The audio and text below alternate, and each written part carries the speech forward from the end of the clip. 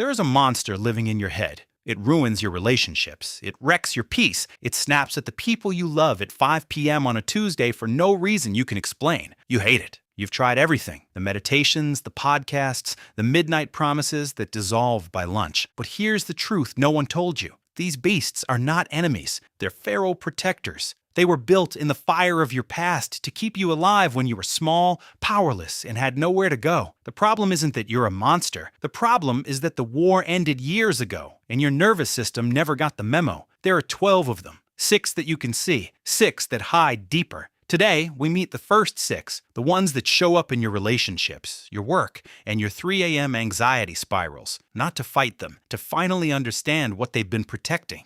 The Leviathan. You pride yourself on patience. You swallow your annoyance. You smile through crossed boundaries.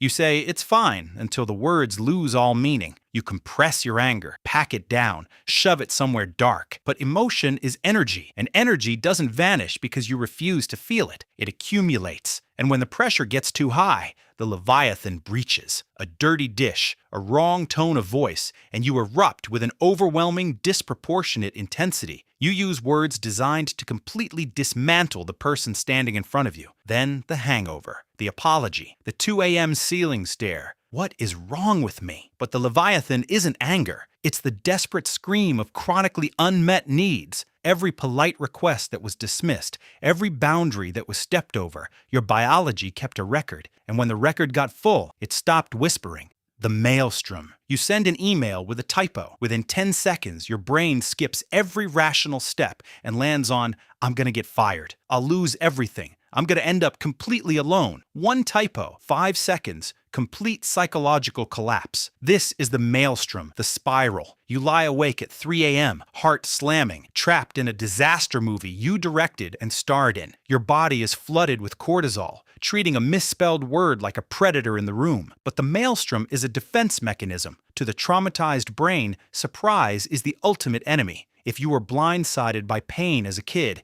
your brain made a vow, never again. So it forces you to live through the worst-case scenario now, in advance, in detail. Pre-worry is a down payment on pain. The tragedy is that you've paid the emotional toll for 1,000 disasters that never arrived. You've been fired 100 times in your head. You've been abandoned by people who are still right next to you. You weren't trying to catastrophize. You were trying to never be caught off guard again.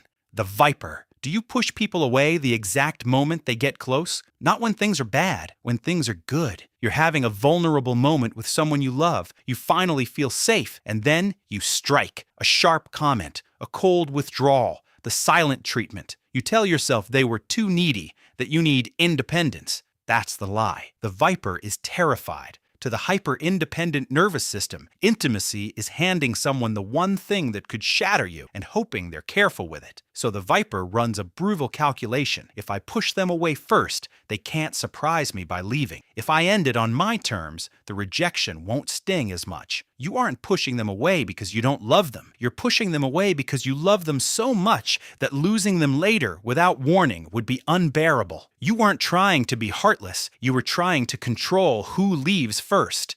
The hollow. This isn't sadness. Sadness is an emotion. Sadness cries. Sadness has movement. The hollow is an absence. You're glued to your mattress. Not tired, hollowed out. Simple tasks, a shower, a text to your mom, feel like climbing Everest in concrete shoes. Things you used to love feel pointless. You scroll your phone for 6 hours, not because you enjoy it, because existing inside your own head without distraction is unbearable, and nobody understands. Because from the outside, nothing is wrong, and if nothing caused it, maybe you are the problem. You're not. The hollow is your nervous system pulling the emergency shutoff switch. At some point, your brain learned a devastating equation. Trying equals pain. Caring equals disappointment. Hope equals setup for devastation. So it stopped, like a power grid shutting down to prevent a catastrophic fire. The hollow isn't giving up. It's low battery mode so your heart can survive another day.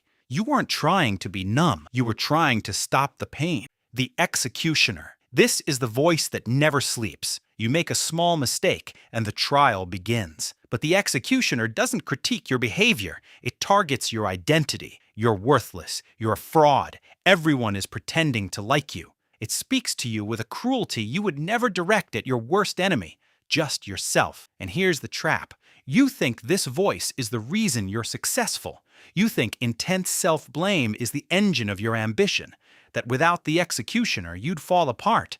But why would your own brain judge you so ruthlessly? Because it's trying to beat the world to the punch. If mistakes were criticized harshly in your past, your brain internalized the critic to survive. If it judges you first, harsher than anyone else could, you'll never be caught off guard by their cruelty. It breaks you down to protect you. It beats you to the punch so the world's judgment can never sting as much as your own. You weren't trying to be cruel to yourself. You were trying to brace for the impact before anyone else could cause it.